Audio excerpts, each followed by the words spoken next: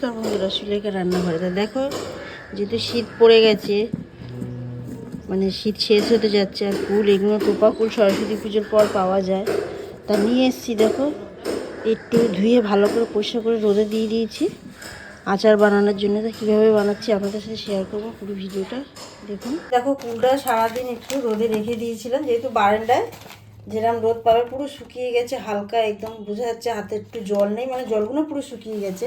আর এখানে দেখো আখের গুড়টাকে ভালো করে আমি জাল দিয়ে নিয়েছি। এখানে দেখো মশলাগুলো সব নিয়ে নিয়েছি, এখানে মৌরি, জিরে, ধনে, আর এখানে আছে গোলমরিচের ঝালটা খুবই ভালো হয়, আর এখানে আছে শুকনো লঙ্কা। তো এগুলো চলো প্রথম ভাজা করে নেব। সব মশলাগুলো দেখো এখানে প্যানের মধ্যে দিয়ে দিচ্ছি। ভালো করে গ্যাসটাকে সিমে দিয়ে সব হালকা ভেজে নেবো। ওটা ভালোভাবে ভাজা হচ্ছে। আর এখানে কিন্তু মশলাটা একটু পরিমাণটা বেশি, কেন এখানে 1 কেজি কুল আছে, তা তার মানে অনুযায়ী সেটা মশলাটাকে নিতে হবে।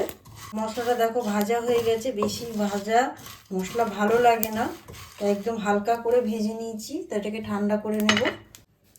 তো অবশ্যই দেখো কুলের এই বোঁটাগুলো ছোট ছোট একটা বোঁটা হয়, এটাকে ছাড়িয়ে নিচ্ছি। দেখো তেল দিয়ে দিচ্ছি, সর্ষের তেল দিয়ে হালকা করে নাড়বো। দেখো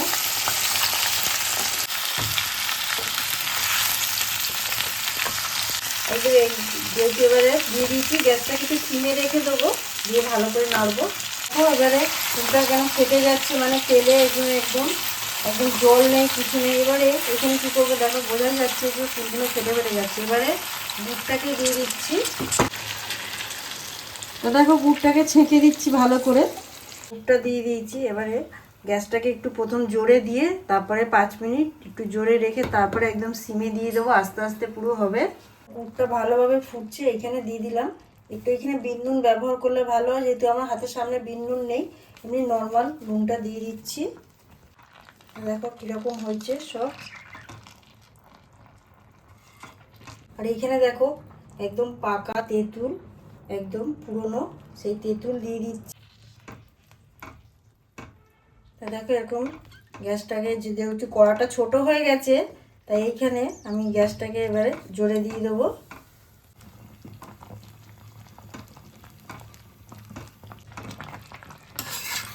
তো দেখো পুরো একদম 1.5 ঘন্টার মতন আচারটা বানাতে লাগলো।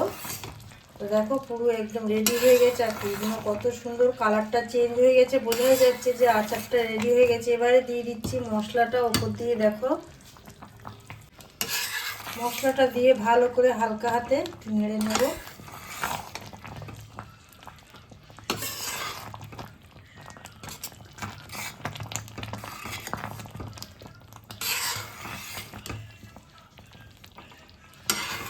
মশলাটা দিয়ে দেখো রেখে দিয়েছি, আমি পরে পরিবেশন করে দেখাচ্ছি।